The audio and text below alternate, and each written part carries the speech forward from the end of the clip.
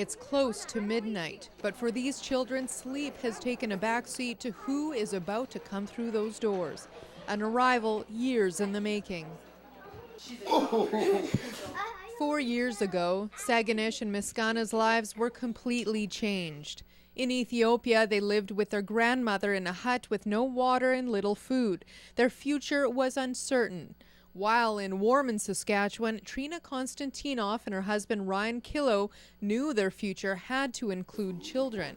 An overseas adoption was carried out. The first time I met the kids, I bent down to give Saganish a hug, and she wrapped her arms around my neck, and it was like there was a scarf on, just heat, just hot, the hottest, sweetest hug I've ever had.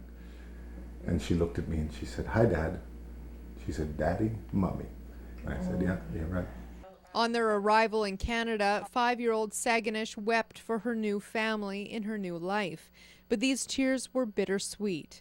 As time passed and the children adjusted to their new surroundings, the new parents sensed Saganish was always in anguish over something her limited vocabulary couldn't express. She was trying to tell us about someone named Tesute.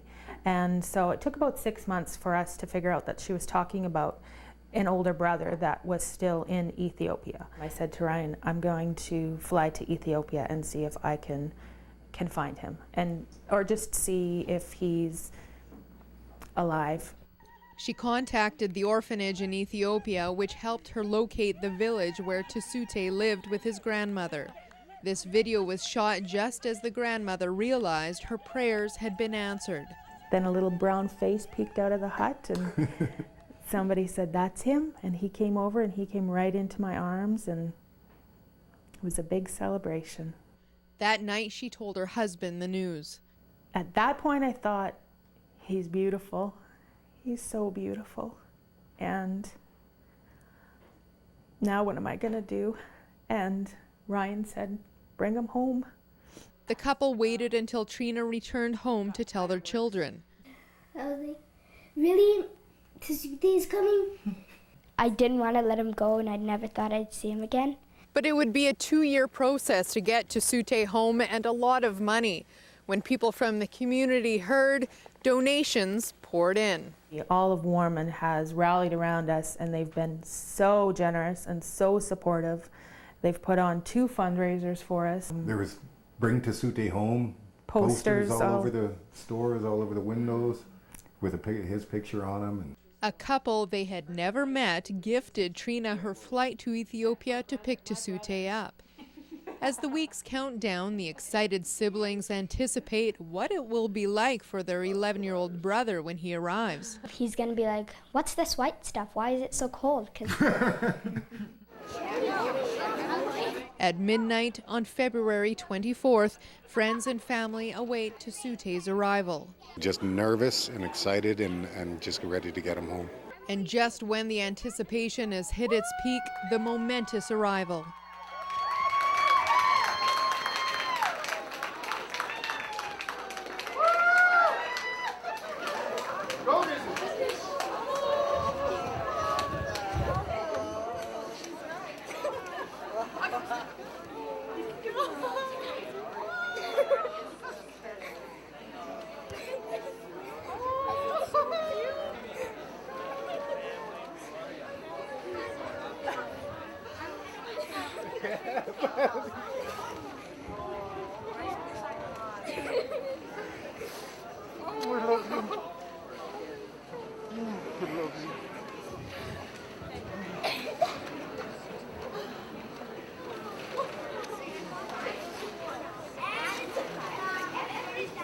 It feels amazing. It feels really good. I can't believe it. He did so good this whole flight, and I'm just glad to be home finally. On this night, a family is whole. A sister no longer dreams of holding and kissing her big brother. A brother no longer longs for his siblings on the other side of the world. And these tears, well, these are tears of someone who has just learned that where there is love, anything is possible. The bond with these children is like nothing I've ever seen. Terry Olan, CTV News, Saskatoon.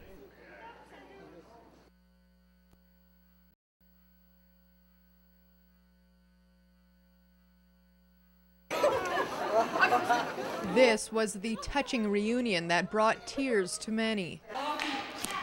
Today, 11-year-old Tesute is adjusting naturally to school, already excelling in math and phys ed, and seems to enjoy learning about Canadian pastimes. We had a translator brought in for 2 of the days, and he said it was a lot busier here, a lot noisier, and he was used to the quiet.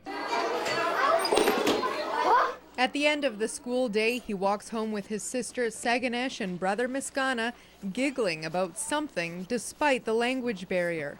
And this prairie winter, which is about 60 degrees cooler than what he's used to, doesn't seem to faze him at all.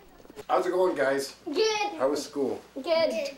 Parents Trina Konstantinov and Ryan Killo say Tesute immediately fell into his role as big brother and typical tech-crazy kid. Now it's just a matter of working on his English. Mango. Watermelon. We want to know what he's saying, and I want him to understand us. But it's a minor roadblock after all they've gone through. You don't have to split your heart in 2 different places, and that's exactly how it feels.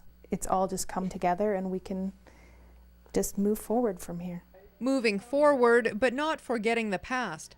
The Killo family was given land in Kambata, Ethiopia by the children's uncle and are working with the mayor there to build a much-needed orphanage. Our short and long-term goal is to get a board together, get the money raised, and then start laying the foundation. When you're dealing with children and the destitution there, time is of an essence. The couple says the orphanage will cost roughly $100,000 and they plan to start fundraising immediately. They say they have no doubt things will fall into place as they're getting used to watching dreams become reality. Terry Olan, CTV News, Saskatoon.